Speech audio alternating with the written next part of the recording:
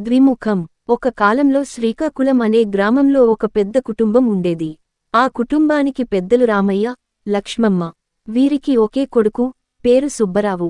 సుబ్బరావు ఎంతో విద్యావంతుడు, మంచివాడిగా పేరు తెచ్చుకున్నాడు.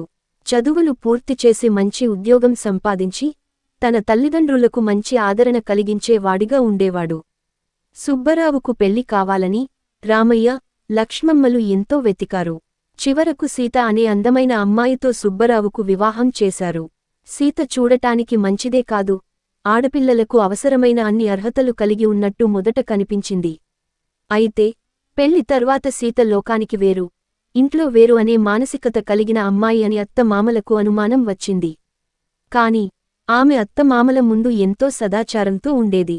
భర్త సుబ్బరావు ఉన్నప్పుడు ఆమె ఎంతో మంచితనంతో వాళ్లను చూసుకునేది. సుబ్బరావు ఇంట్లో ఉన్నప్పుడు సీత ఎంతో ఆప్యాయంగా నాన్నా, అమ్మా అని అత్తమామలను పిలిచి వాళ్ల కోసం మంచి వంటలు చేసి, వారి ఆరోగ్యం గురించి తెలుసుకుని దాదాపు దేవతలా ఉన్నట్టుగా నటించేది. అది చూసి సుబ్బరావు తన భార్యపై ఎంతో గర్వపడేవాడు. అత్తమామలు కూడా కొడుకు సంతోషంగా ఉన్నాడు కదా అనుకుని సీత మాటలు పట్టించుకోకముందు ఉండేవారు.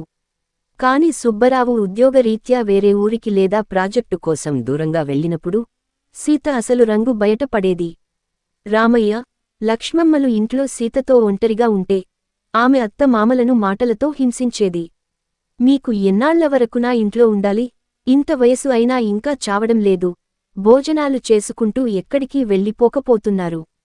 మీకు ఉన్న బుద్ధి ఇంతే, ఎప్పటికీ ఒంటరిగా జీవించలేకపోతున్నారు అంటూ సీత వాళ్లను కించపరచేది. అతను లేనప్పుడు సీత వాళ్లని ఇల్లంతా శుభ్రం చేయించుకునేది. తాము వృద్ధులు అయినా కూడా సీత వాళ్లకు పనిచేసే రీతిలో వాళ్లమీద ఒత్తిడి తీసుకువచ్చేది. ఏ చిన్న తప్పు జరిగినా ఇంటి పని కూడా చేయలేరు, మీలాంటి వాళ్లు ఎందుకు బతకాలి అని బూతులు తిట్టేది. ఈ మాటలు విన్న రామయ్య, లక్ష్మమ్మలు ఎంతో బాధపడేవారు. కాని తమ కొడుకు సంతోషం కోసం ఆ మాటలను దిగుమూసి దాచుకునేవారు. ఒకరోజు సుబ్బరావు యాజమాన్యం నుంచి ఊహించని విధంగా ఇంటికి త్వరగా రావాల్సి వచ్చింది.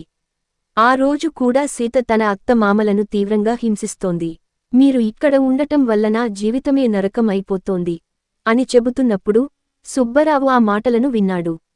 తలుపు వెనకాల నిలబడి ఆమె మాటలను పూర్తిగా విన్నాడు. ఆ మాటలు విన్న వెంటనే సుబ్బరావుకు గుండె ద్రవించింది.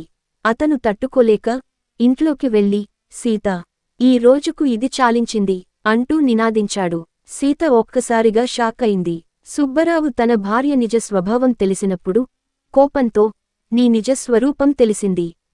నా తల్లిదండ్రులను ఇలాంటి మాటలతో బాధపెడుతున్నావా? వాళ్లు నీకు అమ్మా నాన్నగా ఉంటే నువ్వు వాళ్లతో ఇలా ప్రవర్తిస్తావా అని ప్రశ్నించాడు. సీత ఎంతలా క్షమాపణలు అడిగినా సుబ్బరావు తన తల్లిదండ్రులకు జరిగిన హింసను క్షమించలేకపోయాడు. ఇంటి శాంతి కోసం నీవు వేరుగా ఉండాలి అని చెప్పి సీతను తనతో పాటు ఇంటినుంచి పంపించాడు.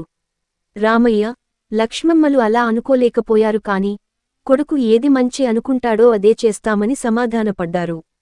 ఈ ఘటన తర్వాత సుబ్బరావు తన తల్లిదండ్రులను మరింత శ్రద్ధగా చూసుకుంటూ వారి చివరి రోజులు సంతోషంగా గడిపేలా చూసుకున్నాడు. ఈ కథ సుశీల వంటి అగౌరవాన్ని చూపించే మనస్తత్వం కలిగిన వారికి ఒక పాఠంగా నిలిచింది. మంచి వేషంలో ఉన్నా నిష్కళంకమైన మనసుతో ఉండకపోతే ఎంతటి ప్రేమ అయినా 6 రోజుల కన్నా ఎక్కువ కాలం నిలబడదని అర్థం చేసుకుంది. మోరల్: ప్రేమ, గౌరవం వాస్తవంగా ఉన్నప్పుడు మాత్రమే అది శాశ్వతంగా ఉంటుంది.